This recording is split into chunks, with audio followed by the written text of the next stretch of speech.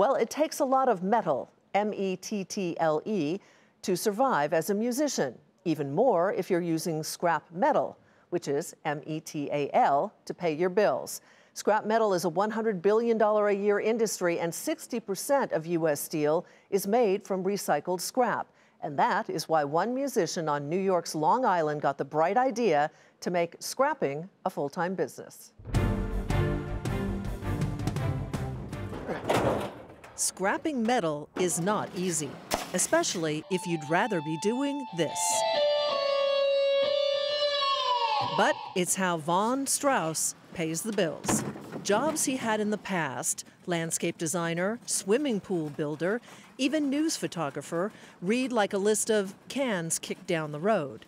Until in 2006, Strauss began picking them up, literally. He helped a friend scrap for just a week before starting his own business, and Metal Man was born. I saw the potential of the money that could be made if you did it right. Doing it right meant, among other things, financing a truck instead of renting to improve his cash flow. This is truck number 2. The first one, well, it was scrapped. It's probably a toaster now, or a microwave. He also learned hours of separating copper, iron, steel, and aluminum can mean making more money. You don't cut it off, it's 85 cents a pound. You cut it off, it's $1. Metal Man says he's picked up about 4 million pounds of scrap, mostly in the fashionable Hamptons on New York's Long Island. He summered there as a child and played music gigs there as a young adult. You know, you do a rip out in the house. There's copper all over the house. So I'll approach these jobs and talk to the guy knocking it down. And the guy says, give me $300-400. And usually I double or triple my money. Prices can fluctuate, sometimes violently.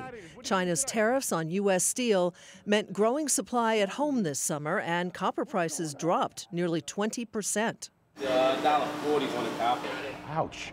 But when he's busy, Strauss will drop 5 or 6 loads a day at recycling centers like Gershow, a family business opened by another scrapper back in 1964.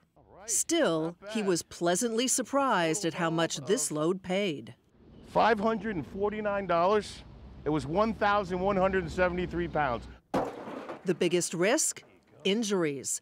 A fall sidelined him for weeks earlier this year, and he's still having issues with his fingers. A classically trained pianist, Strauss says he's played in 23 bands and written more than 1,000 songs. Now he's finishing a collection of 46 originals, his words, his music. There's value whether his music sells or not.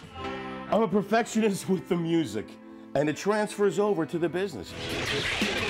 I want to do everything right with the metal thing. I want everybody to be happy when they call me and then they have the Metal Man experience. I'm not feeling the Metal Man's on his way here. There's legend, too. A 1,000-pound safe? Call Metal Man. There was about 30 workmen watching this whole thing. They were all cheering, Metal Man, Metal Man. All part of marketing a superhero persona. Iron Man's taken, and Man of Steel, or Magneto. I'm trying to recycle metal instead of, rip it from the earth and keep mining it and all that stuff. So in a way, I'm trying to do something great for the planet. Strauss says no, he wouldn't call his music heavy metal, but in addition to his musical interests, all that heavy lifting did pay for his trucks, and it also helped put his daughter through college.